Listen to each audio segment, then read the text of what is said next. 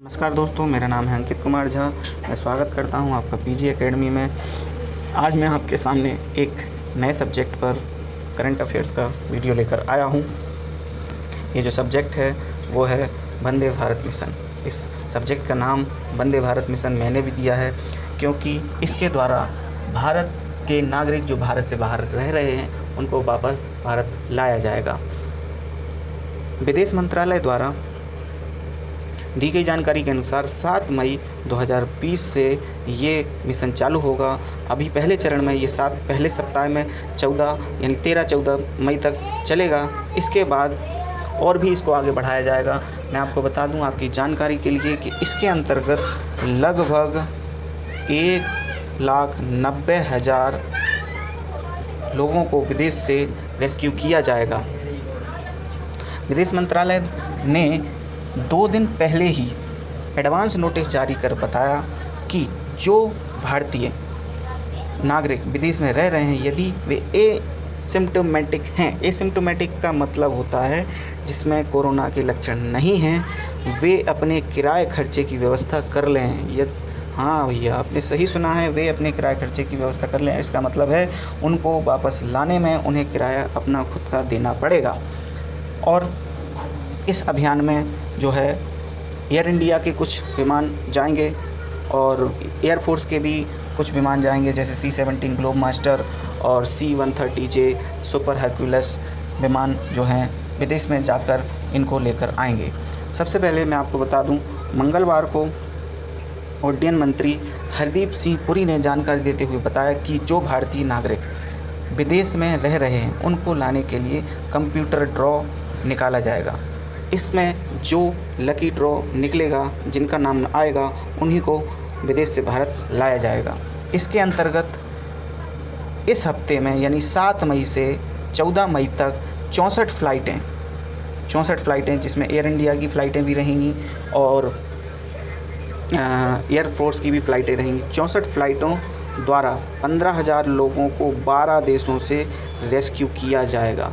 15,000 लोगों को 12 देशों से रेस्क्यू किया जाएगा। ये जो एक्चुअल 15,000 जो मैं बता रहा हूँ ये है 14,800 लोग। 14,800 है, मैंने आपको लगभग बता दिया है। तो इनको 12 देशों से रेस्क्यू किया जाएगा। ये जो 12 देश हैं ये हैं UAE, कतर, सऊदी अरब, UK, Singapore, USA, Philippines, Bangladesh और बहरीन, मलेशिया, कुवैत, ओमान। इन देशों से 14,800 लोगों को रेस्क्यू पहले हफ्ते में किया जाएगा और आगे भी ऐसे ही आगे के सप्ताह में भी रेस्क्यू जारी रहेगा। लगभग 2 लाख के करीब लोगों को रेस्क्यू करना है। किसको वापस लाया जाएगा ये भी मैं आपको बता देता हूँ। चिकित्सा आपात स्थिति वाले, अर्थात जिनके परिवार में ये शोक लिखा है, गलत लिख दिया है मैंने, शोक है, शोक मतलब कि कोई ख़त्म हो गया है या कोई मेडिकल इमरजेंसी है, किसी की तबीयत ज़्यादा ख़राब है, किसी के माता पिता अकेले हैं और उसका बेटा या बेटी विदेश में काम कर रहा है, तो उनके माता पिता की तबीयत ज़्यादा ख़राब है तो उनको वापस लाया जाएगा और उनकी घर में अत्यधिक आवश्यकता है। तो ऐसे लोगों को भी, गर्भवती महिलाओं के लिए, जो गर्भवती महिलाएं हैं उनके लिए भी वापस लाया जाएगा। जो छात्र विदेश में पढ़ रहे हैं, ऐसे छात्र जो विदेश में पढ़ रहे हैं उनके पास खाने पीने को कुछ नहीं बचा है, उनको भी भारत वापस लाया जाएगा। जिनकी वीज़ा अवधि ख़त्म हो गई है, यानी कि जो आप लोगों को पता होगा वीज़ा जो होता है वो कुछ समय के लिए होता है, उनकी जो अवधि ख़त्म हो चुकी होगी उनको भी भारत वापस लाया जा रहा है। और जो वृद्धजन हैं यानी जो बूढ़े लोग हैं उनको भी वापस लाया जा रहा है। इनको लाने में जो सावधानियाँ रखी जाएंगी वो हैं फ़्लाइट में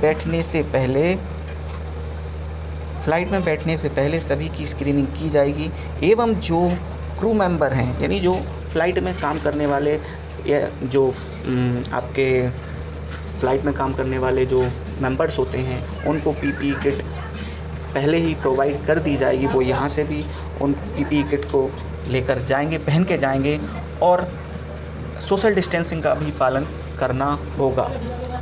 उन्हें ही लाया जाएगा जिनमें संक्रमण के लक्षण नहीं हैं।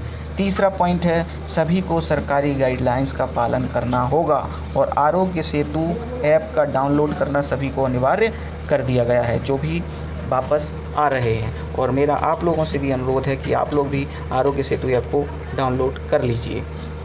अच्छा, लास्ट पॉइंट जो है, लास्ट जो आज की वीडियो की जो मैं बताने जा रहा हूँ, भारत इन लोगों को जो भारत में आने के बाद मेडिकल स्क्रीनिंग का सामना फिर से करना पड़ेगा और सरकार द्वारा बनाए गए क्वारंटीन सेंटर में 14 दिनों तक रहना पड़ेगा। सरकार द्वारा बनाए गए क्वारंटीन सेंटर में इनको 14 दिनों तक रहना पड़ेगा। ये क्वारंटीन सेंटर जो होंगे वो एयरपोर्ट के आसपास ही होंगे, इसलिए इन्हें अपना किराया लिख दिया है, किराया स्वयं देना होगा। यानी कि यहाँ भी इनकी जो है किराए की वसूली की जाएगी, इनसे ही इन क्वारंटीन सेंटर्स का किराया लिया जाएगा। चूँकि बड़े बड़े रिसोर्ट होटल्स जो एयरपोर्ट के पास हैं उनको क्वारंटीन सेंटर बनाया गया है, तो वहाँ का जो खर्च है वो इन यात्रियों को स्वयं देना होगा। तो इस पर कुछ स्टूडेंट्स जो वहाँ के हैं, जो आ रहे हैं, तो उन्होंने सवाल उठाया कि अगर हम भारत में आते हैं वैसे ही तो हमारे पैसे ख़त्म हो गए हैं, और भारत में आने के बाद अगर हमारे लिए इस तरीके से व्यवहार किया जाएगा, हर जगह अगर किराया वसूला जाएगा, तो हमारे पास तो अभी ये स्थिति है कि हम किराए जो यहाँ से भारत जाने का किराया ही मुश्किल से जुटा पा रहे हैं। तो उन्होंने गुहार लगाई है कम से कम क्वारंटीन सेंटर्स का किराया ना लिया जाए, यदि लिया जा रहा है तो हमें अपने घर में क्वारंटीन कर दिया जाए। अभी इस पर विचार चल रहा है, और जैसे ही कोई अपडेट आएगी तो मैं आपको बताऊंगा। तो मेरे वीडियो देखते रहिए। अगर आपको अच्छे लगते हैं तो आप लाइक करिए, शेयर कीजिए और सब्सक्राइब करना ना भूलें। अपने दोस्तों को भी शेयर कीजिए। Thank you very much. धन्यवाद। जय हिंद।